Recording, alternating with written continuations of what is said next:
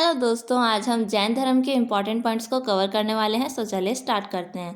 देखिए, जैन धर्म में जैन जिन शब्द से बना है, जिसका अर्थ होता है जीतने वाला या विजेता।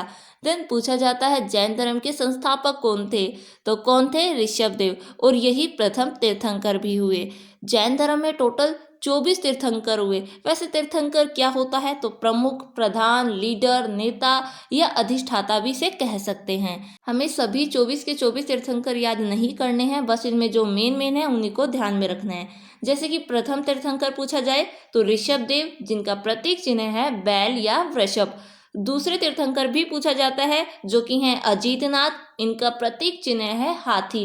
देन पूछे जाते हैं 22वें तीर्थंकर, जो कि हैं अरिष्टनेमी या नेमिनाथ। ये इंपॉर्टेंट क्यों बनते हैं? क्योंकि अरिष्टनेमी और ऋषभ देव, इन दोनों का जिक्र हमें ऋग्वेद में मिलता है।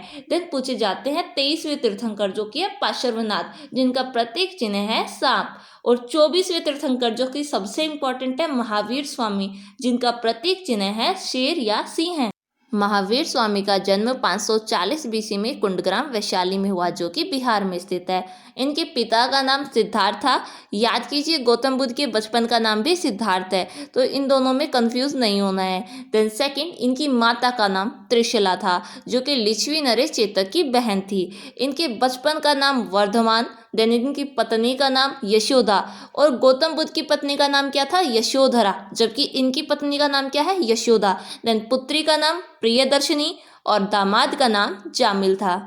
देन इन्होंने 30 वर्ष की आयु में गृह त्याग कर दिया, अपने बड़े भाई नंदीवर्धन की अनुमति से, जबकि गौतम बुद्ध ने 29 वर्ष की आयु में गृह त्याग किया था और उन्हें 6 वर्ष की तपस्या के बाद ज्ञान की प्राप्ति हुई थी। जबकि महावीर स्वामी को 12 वर्ष की कठिन तपस्या के बाद 42 वर्ष की आयु में ज्ञान प्राप्ति होती है, और जैन धर्म में ज्ञान प्राप्ति को कैवल्य कहा जाता है। देन कहाँ ज्ञान की प्राप्ति हुई? तो जृंबिक के पास त्रिजुपालिका नदी के तट पर साल वृक्ष के नीचे।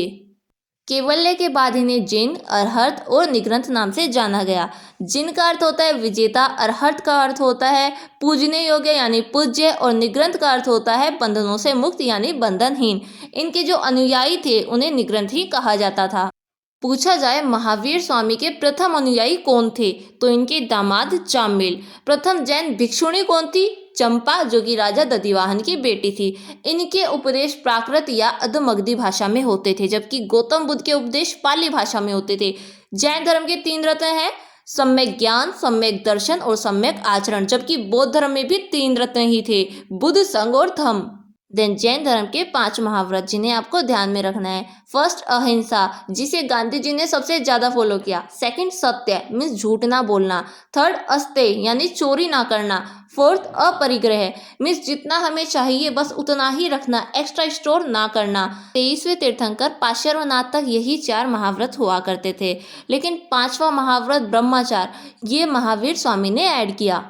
468 बीसी में 72 वर्ष की आयु में महावीर स्वामी जी की मृत्यु पावापुरी बिहार में हो गई। देन पूछा जाता है जैन धर्म को मानने वाले राजा, जिसमें कि उद्दीन, वंद राजा, चंद्रगुप्त मौर्य, कलिंग राजा खारवेल और चंदेल शासक प्रमुख हैं। जैन धर्म की 2 मुख्य शाखाएं हैं, दिगंबर और श्वेतांबर। दिगंबर साधु वस्त्र धारण नहीं करते, जबकि श्वेतांबर साधु सफेद कपड़े पहनते हैं और मुंह पे भी सफेद कपड़ा बांधते हैं। महावीर स्वामी ने अपने शिष्यों को 11 गंधर्वों में बांटा था, जिसमें कि आर्य सुधर्मा अकेला ऐसा गंधर्व है जो कि महावीर स्वामी की मृत्यु के बाद भी जीवित रहा। और सभी जैन तीर्थंकरों के बारे में हमें जानकारी कल्पसूत्र से मिलती है, जो कि भद्रबाहु ने लिखा। देन आते हैं जैन धर्म की संगीतियां यानी सभाएं या बैठकें। ये बौद्ध धर्म में 4 थी, यहाँ हमें बस 2 ही याद करनी है। फर्स्ट हुई थी 400 बीसी में पाटलिपुत्र में, जिसकी अध्यक्षता की स्थूलभद्र ने। सेकंड हुई थी 6ठी शताब्दी में वल्लभी गुजरात में, जिसकी अध्यक्षता की क्षमा श्रवण ने। देन पूछा जाता है खजुराहो और दिलवाड़ा के मंदिरों का संबंध किस धर्म से है, तो जैन धर्म से है।